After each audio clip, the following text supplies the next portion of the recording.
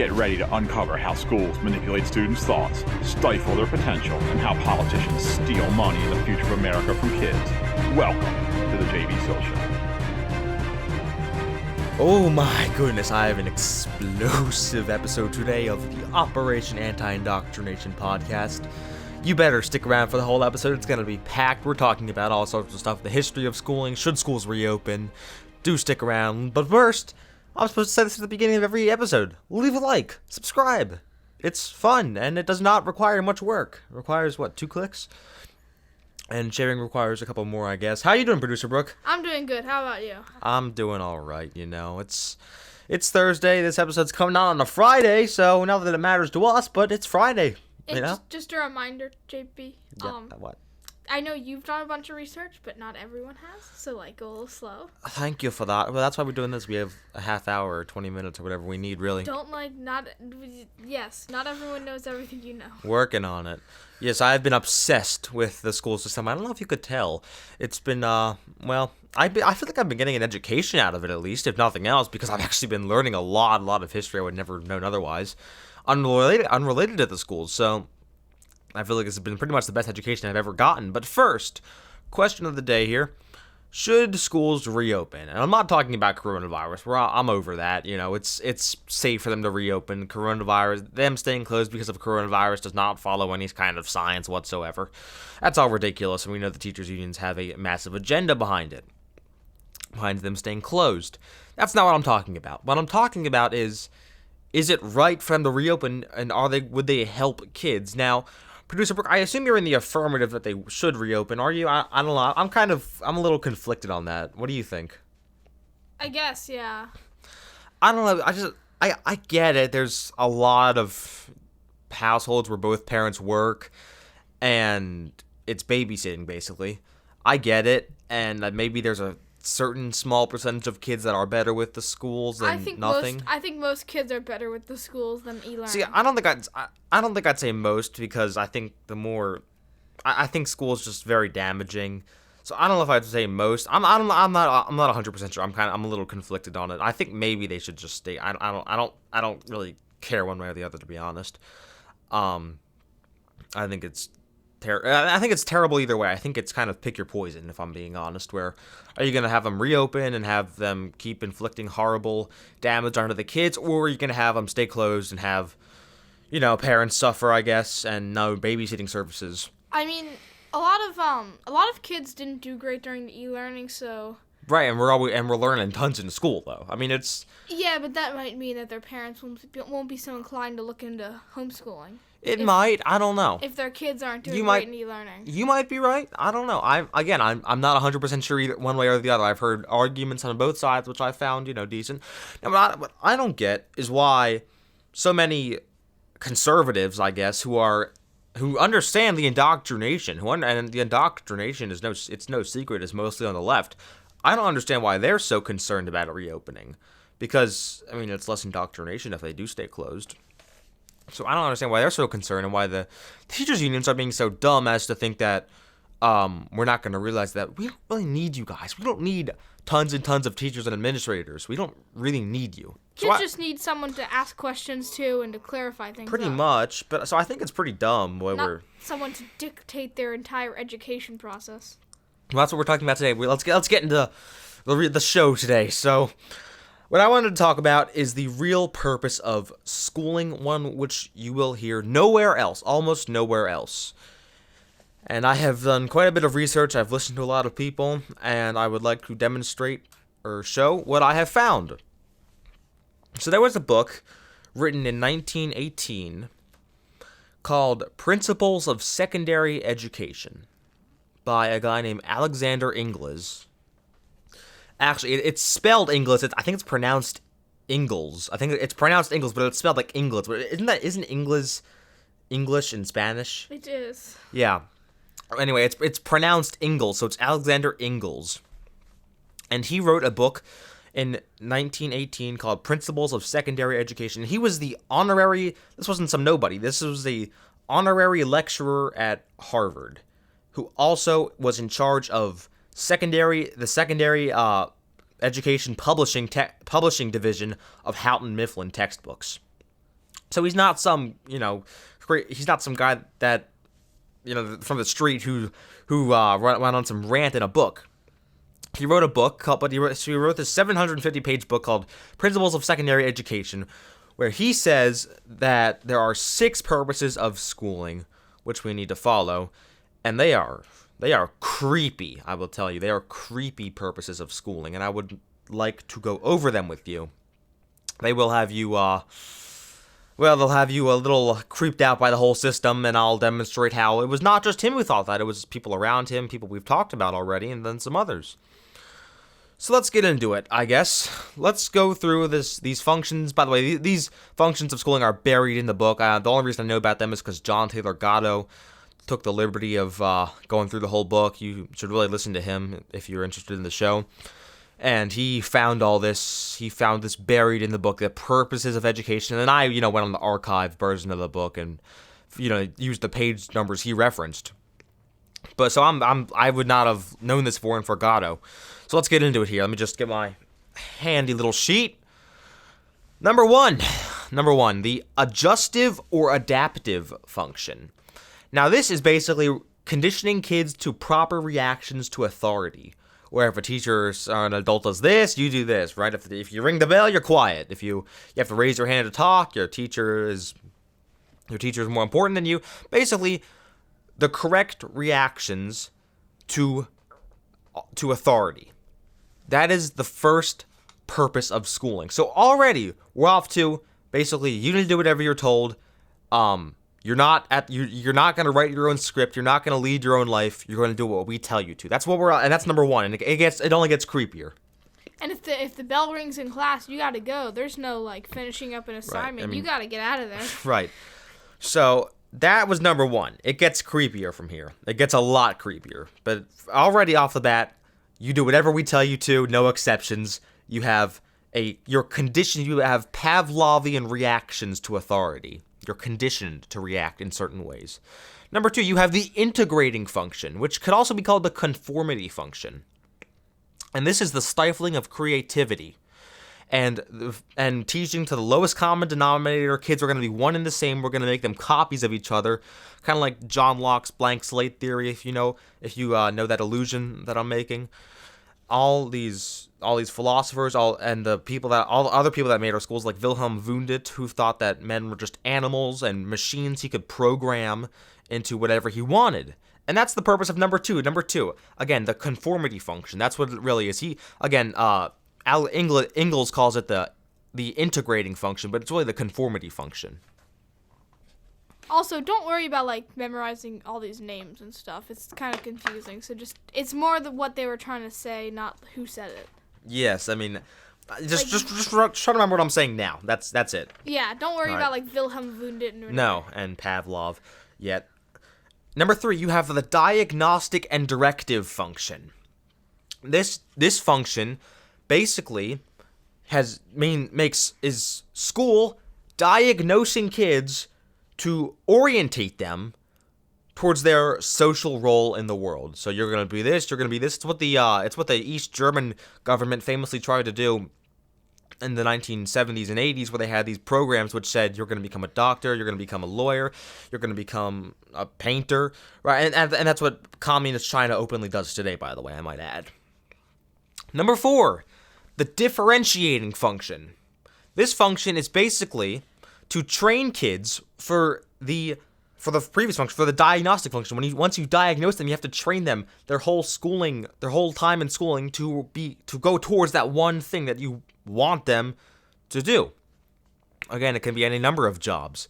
Basically, put them towards whatever you want them to do, and don't let them mix. That's why you have some schools in the cities, which I think are deliberately, worse than the schools in the suburban areas. I think they're made deliberately worse, and I think that this is the differentiating function. All right, so that's 4 out of 6. Number 5 and 6 are by far the creepiest.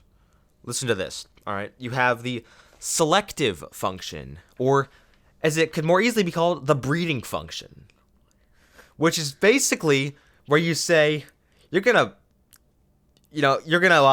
weed out who we want to breed with the women, and that's who's gonna have kids. And it's sort of you get into the eugenics and social Darwinism, where you're weeding out the favored races. That's what it gets into. And by the way, this wasn't just Ingalls who said that. You have Edward Thorndike, the Columbia guy, saying, one of the Columbia professors saying, schools will establish conditions, quote, for selective breeding before the masses take things into their own hands, unquote. So that is one of the purposes of schooling, is to weed out who should breed and who should not breed. I don't think it's been very successful, but that's one of the purposes. And remember, this English guy had, like, impact. He Right. was with the textbook companies and Harvard. I'm going to quote from some other people in a minute here who took it, who you can very clearly tell took what he said to heart, or even were possibly the inspiration for what he said. This is not just some crazy nut they pulled off the street. This is a very high up guy who's basically been scrubbed from the history books, by the way, I might add. You can't find out much about him. All right, number 6, the propedeutic function. Right off the bat, that sounds a little creepy, but this is kind of the grand, utterly utopian finale of these ideas, the propedeutic function, which is basically orchestrating society for the correct social roles, where you have an elite and you have everyone else. That was one of the purposes, and I think that's what you have today with all the elite boarding schools and the elite, even certain elite public schools, I guess you could say, where you're going to create an elite, and then even within the schools, you have the kids that are, oh, you're smart, oh, you're dumb, you're hopeless, you're okay, maybe you could become a garbage man, but you're going to be homeless. That's kind of how it works, and school fails certain people undeniably. And others, certain people, just prosper in it. Prosper in the atmosphere of obedience and limiting of your creativity and these mental bindings that you put yourself in. Some people thrive on it, and it's not that difficult for some people. But those are, according to this guy, according to the honorary lecturer at Harvard and head of the publishing division of secondary school books at Houghton Mifflin, those are the 6 purposes of education. I'm gonna run you through them quickly. You have conditioning kids, you have the conformity, you have the diagnosing the correct social roles, you have training these kids for the roles, you have the breeding, and then you finally have the whole orchestrating of society. Those are the purposes of schooling, and it is in that spirit that I'm not sure we want these places to reopen, because they are doing a terrible. They don't even do this right. They mess this up too. They mess everything up. They screw everything up, and they're just not good places. They're not places where anyone likes them. No one likes being there. Not even the teachers like being there. The teachers, before winter break, they're like, oh, finally we get to get out of here, right? I mean, the teachers are just as excited as the kids to get out. And as we're about to show, it was not just Ingalls who thought this.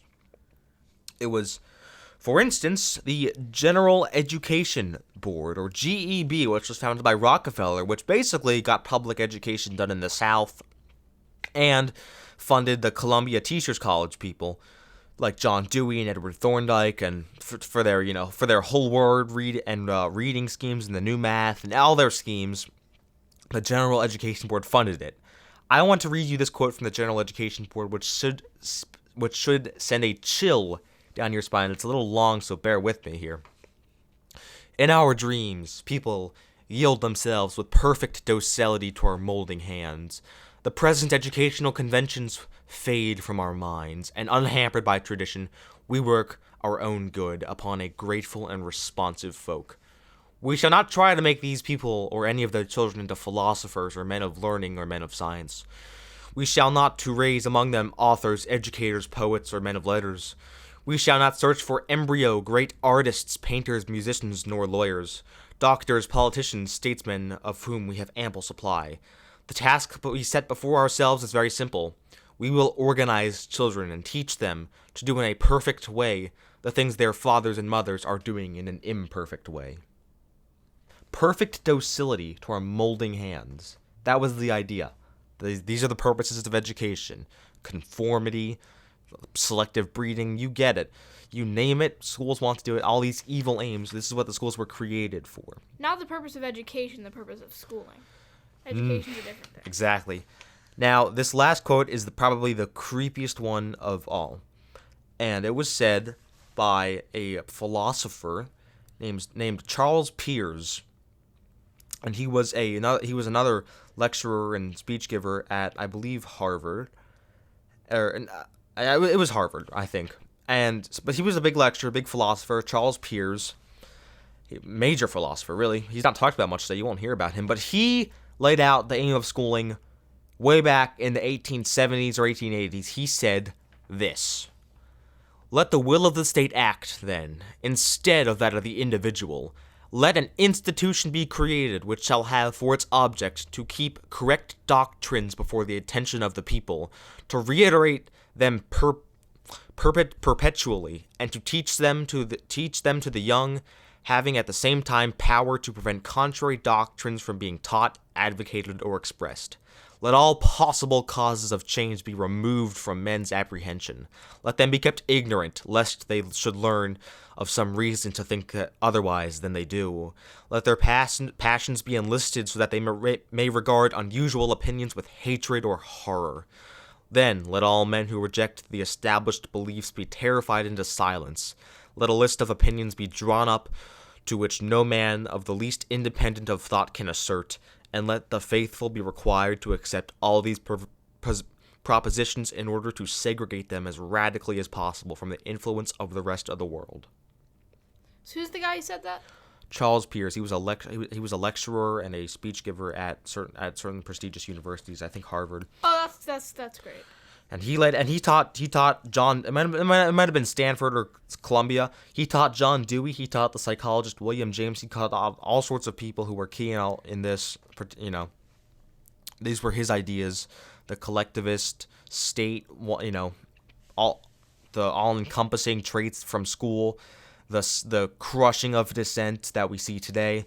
That was his thing. His thing was just destroying all opposition. That was his idea.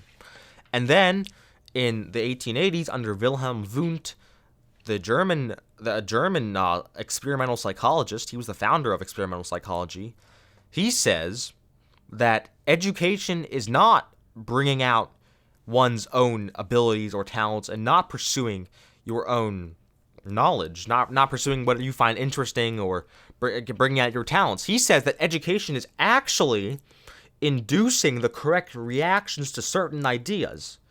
Now, what does that remind me of?